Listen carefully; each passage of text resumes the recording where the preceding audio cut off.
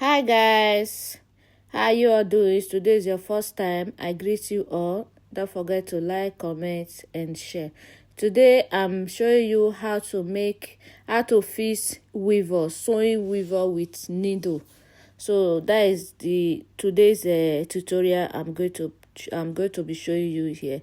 So stay tuned and watch the video to the end. Don't forget to share, like, and